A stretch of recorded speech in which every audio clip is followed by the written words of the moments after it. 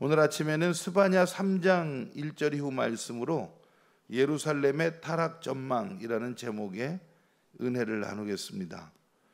선지자 스바냐는 예언의 대상을 향해 심판을 경고하고 있습니다. 그런데 그 성읍은 예루살렘입니다. 어제 아침에 우리가 봤던 것처럼 나훔 선지자가 니느웨를 대상으로 예언하는 것은 그저 그럼직한 일이지 않습니까? 니느웨는 죄악의 도성이고 선지자가 죄악의 도성에 대해서 심판받을 걸 경고하고 돌이킬 것을 촉구하는 것은 당연한 일인 것 같고, 그런데 선지자가 예루살렘을 향해서 똑같은 예언을 한다는 것은 우리가 언뜻 생각하기에는 이게 뭔가 좀 착각이 있는 거 아닌가, 그런 생각을 할 수 있겠지만 오늘 본문의 대상 성읍은 예루살렘이 분명합니다.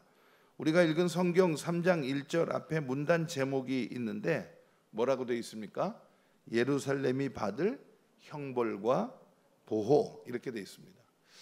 자, 예루살렘 입장에서는 결단해야죠. 형벌을 받을 거냐, 보호를 받을 거냐. 하나님의 능력의 손으로 붙들어 주시는 은혜를 택할 거냐, 아니면 하나님의 이 준엄한 심판 앞에 나설 것이냐, 이것을 지금 결단해야 할 것입니다. 오늘 본문에서 이 경고받는 성읍이 예루살렘인 이유는 4절 때문에 그렇습니다. 이 성읍에 보니까 선지자들, 제사장들이 있고 성소가 있고 또 율법이 있었다는 겁니다. 4절 말씀 같이 읽어보겠습니다. 시작. 그의 선지자들은 경솔하고 간사한 사람들이요, 그의 제사장들은 성소를 더럽히고 율법을 범하였도다. 아멘. 자, 선지자 나오죠, 제사장 나오죠, 성소가 나오고 율법이 나옵니다. 이런 것들이 다 있는 성읍은 예루살렘밖에 없는 거죠. 거기 성전이 있고 거기 예배가 있는 겁니다. 그런데 거기 사는 사람들이 경솔하고 간사해졌고 그들이 성소를 더럽히고 율법을 범하였기 때문에 하나님께서 심판하신다는 그런 말씀입니다. 자, 5절 말씀에 보면 하나님은 여전히 예루살렘을 향해서 아침마다 은혜의 빛을 비추신다고 합니다. 5절 말씀도 읽어보겠습니다. 시작. 그 가운데에 계시는 여호와는 의로우사 불의를 행하지 아니하시고 아침마다 빠짐없이 자기의 공의를 비추시거늘 불의한 자는 수치를 알지 못하는도다. 하나님께서 날마다 은혜 베푸시는데 거기에 관심 없는 백성들이 부끄러운 줄도 모르고 불의한 길을 여전히 가고 있기 때문에 하나님은 예루살렘을 향해 경고하시는 겁니다. 스바냐 선지자는 예루살렘의 타락 전망을 세 가지로 경고합니다. 1절에 그 세 가지가 나오는데요, 같이 한번 읽어보겠습니다. 3장 1절입니다. 시작. 패역하고 더러운 곳 포악한 그 성읍이 화 있을 진저. 세 가지입니다. 첫째가 패역하다이고, 두 번째가 더럽다이고, 세 번째가 포악하다는 겁니다. 예루살렘에 모든 것이 갖춰져 있습니다. 하나님께서는 날마다 은혜 베풀어 주십니다.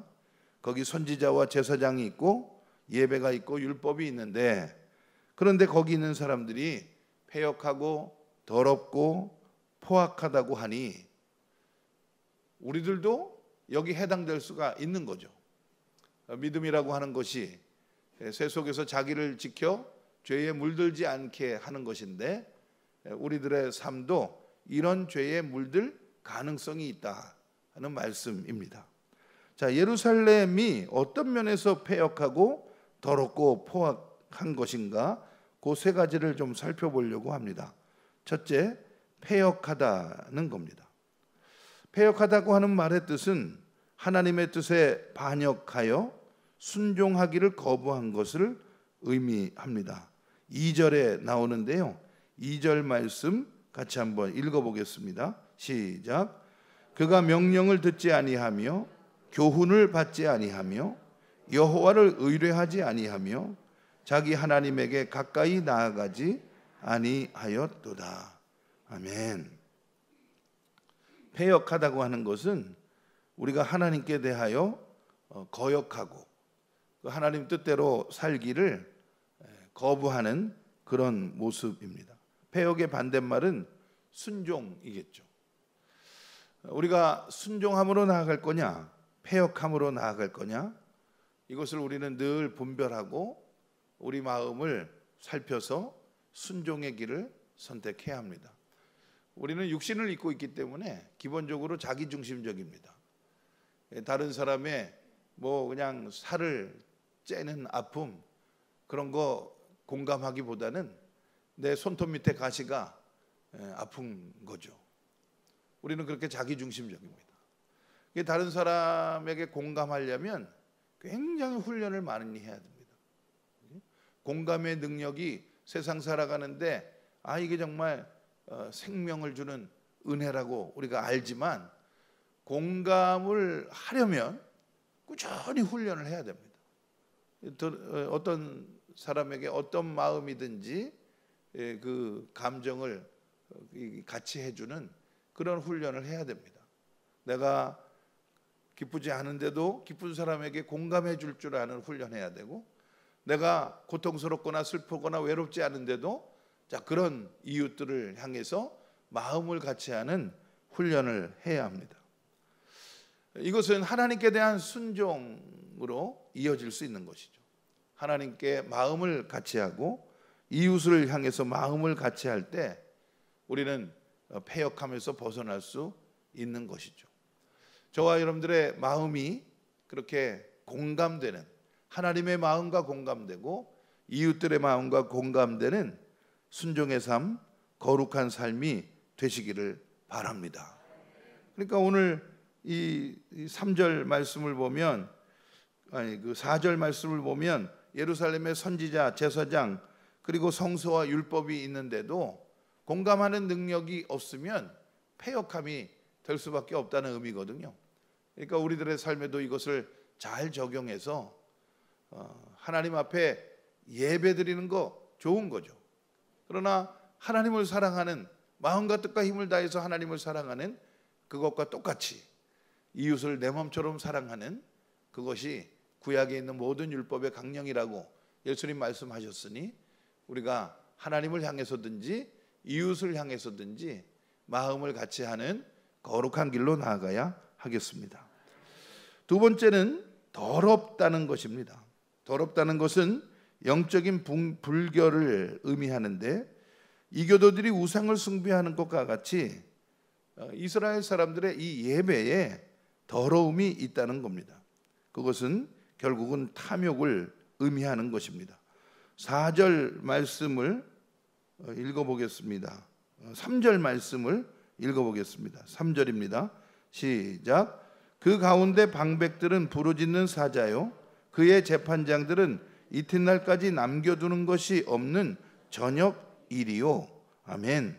저녁 일이, 저녁 일이 이 맹수를 상징하는 건데 이튿날까지 남겨두는 것 없이 그렇게 다 자기 욕심을 채운다는 겁니다. 3절의 말씀은 4절로 이어지는 것이죠.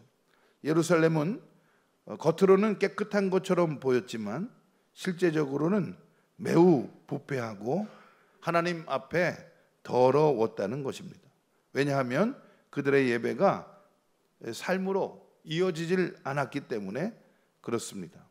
이교도들이 우상을 숭배하는 것은 탐욕을 따르는 것인데, 이스라엘 사람들도 예배, 여호와 앞에 예배 드린다고 하면서도 여전히 그들의 예배에는 그들의 탐욕이 남아 있었다는 겁니다. 이것이 하나님 앞에 더러운 것이죠. 저와 여러분들의 예배가 깨끗한 예배 되시기를 바랍니다. 아까 불렀던 찬송의 고백처럼 십자가의 보혈, 예수 그리스도의 보혈의 은혜만이 우리를 깨끗하게 하는 하나님의 능력이 되는 거 믿으시고, 우리를 죄에서 구원하시려고 십자가를 감당하신 주님의 은혜 바라보며 살아가게 되시기를 바랍니다. 십자가는 인간의 아주 총체적인 좌절을 의미하는 겁니다. 다른 방법이 없어서 하나님은 십자가로 구원하신 겁니다. 하나님은 뭐 전능하시잖아요. 근데 그 전능하신 하나님이 우리의 구원을 위해서 하실 수 있는 일은 십자가밖에는 없었습니다. 저게 최종 결론이에요. 그러니까 우리로서는 안 되는 겁니다. 우리에게는 더 이상 구원을 위한 가능성이 하나도 없었다는 것을 십자가는 우리에게 보여주고 있습니다. 그러니까 지난 주일에도 설교 중에 그런 말씀을 나눴는데, 인생을 과대평가하지 말고 은혜를 과대평가하라는 겁니다. 이게 우리가 잘못된 신앙생활 하는 전형적인 모습이 인생을 과대평가하고 은혜는 과소평가해요. 자꾸 내가 커지려고 하고 나를 드러내려고 하면 그것이 하나님 앞에 더러움이 되는 겁니다. 예수 그리스도의 십자가 은혜, 그 은혜가 큰 것이고, 그 은혜가 유일한 소망이고, 그 은혜가 우리 구원을 향한 유일한 방법이었다고 하는 것, 우리가 철저히 죄인이라고 하는 것 우리가 인정하고 그 십자가 앞에 우리의 삶을 헌신할 때 주님은 그 십자가의 보혈의 은혜로 비로소 우리를 깨끗하게 해주실 줄로 믿습니다. 마지막으로 포악한이라고 하는 말씀입니다. 포악하다. 포악하다고 하는 것은 공정과 정의가 무너진 상태를 말합니다. 아까 읽었던 3절에 방백들과 재판장들이 나오는데, 방백들이 자기 욕심을 채우고 재판장들도 그저 백성들을 이렇게 착취하는 그런 모습으로 지금 경고되고 있습니다. 방백들이 백성들의 권리를 무시하고 아주 광포하게 대하였다는 것인데, 결국은 이 3절의 표현은 방백들만 그런 것이 아니라 예루살렘에 살고 있는 모든 거민들이 가난한 사람들이나 과부, 고아들의 권리를 무시하고 함부로 대하는 그런 포악함이 전체적인 흐름이 되고 전체적인 예루살렘의 삶의 모습이 되었다는 것입니다. 우리는 언제 포악해지는가? 다른 사람을 조종하려고 할 때 포악해집니다. 이게 사람이 정말 묘합니다. 자기 마음도 자기 마음대로 못하면서 남을 자기 마음대로 하려고 끝까지 포기하지 않습니다. 이게 우리들의 죄의 끈질김입니다. 내 마음도 내 마음대로 못하면서 다른 사람 마음을 내 마음대로 하려고 그래요. 이게 포기되지 않고 조금만 내가 힘이 있고 우월함이 있으면 그거는 상대방에게 그대로 포악함이 되는 겁니다. 이 포악함이라고 하는 건 거기서 시작하는 거예요. 이게 남을 조종하려는 거죠. 그거 내려놔야 돼요. 열왕기상 18장 37절에 하나님은 어떤 하나님이시냐? 사람의 마음을 바꾸시는 하나님입니다. 사람의 마음을 바꾸시는 능력은 하나님께만 있지 우리에게 있지 않아요. 저 사람의 마음과 생각이 저렇게 찰떡 같으면 기도해야지 그 마음이 바뀌든가 할 거 아닙니까? 내가 그걸 뭐 힘으로 어떻게 하려고 해도 되는 게 아닙니다. 그래서 제가 요즘 저희 아들 녀석 위해서 기도 많이 합니다. 하나님, 우리 규환이 마음 바꿔주세요. 꿈을 좀 품었으면 좋겠는데 자기 입으로는 꿈이 있다고 하는데, 그런데 꿈을 가지고 조금만 더 했으면 좋겠는데, 아빠 마음은 늘 그러지 않겠습니까? 좀 열심히 좀 하지 말이야. 이제 그런 생각이 드는데, 그거 힘으로 안 되고 뭐 어떤 걸로 안 돼요. 기도해야죠. 성령께서 그 마음 다스려 주실 때에 자원하는 심령으로 자기 속에서 변화가 일어나야 놀라운 열매들이 맺히게 되는 줄로 저는 믿습니다. 남을 조종하려고 하는 그런 마음, 그거 내려놔야 합니다. 내려놓는 게 힘들어요. 조금 이제 되는 것 같습니다. 제가 이제 그 안 되는 분야가 어디냐 하면 우리 국가대표 축구팀 축구할 때 그 조종하려는 마음 내려놓는 게 잘 안 돼요. 화가 나요. 막 아우 왜 우리 선수들 이렇게 못하지 막. 그거 내려놔야죠. 내려놔야죠. 내가 뭐 화낸다고 그게 바뀝니까?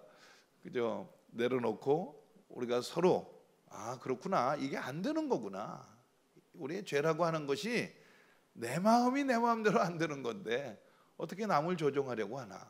이거 내려놓고 서로를 존중하고 사랑으로 종노릇하고 기도하고 어떻게든지 누구와도 더불어서 평화를 이루어 나가고 거룩함을 추구하고 나갈 때, 그때 이제 하나님께서 우리 가운데 평화로 역사하시는 줄로 믿습니다.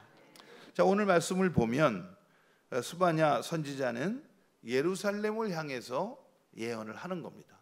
예루살렘에게는 가능성도 있고 그러나 위험성도 있습니다.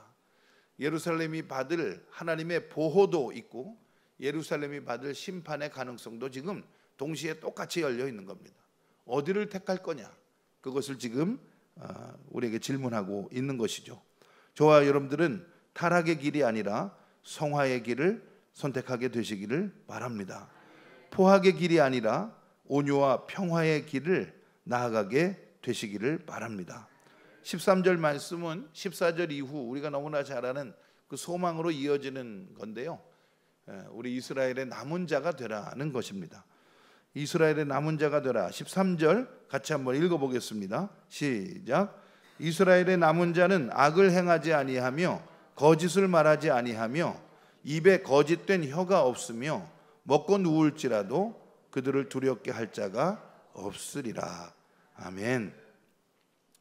예배에 진실하여 순종의 다짐으로 또 이웃들을 향하여서도 온유하고 평화로운 마음으로 그렇게 살아갈 때 주님은 우리의 삶을 이스라엘의 남은 자의 복됨으로 인도해 주실 줄로 믿습니다.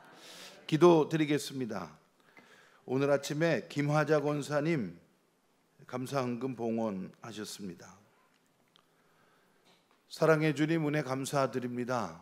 스바냐 선지자의 말씀으로 우리의 심령에 비추어 볼 수 있도록 은혜 내려 주시니 감사를 드립니다. 예수 그리스도의 십자가 은혜 바라봅니다. 십자가 앞에서 우리의 삶이 거룩한 삶이 되도록 인도해 주시옵소서.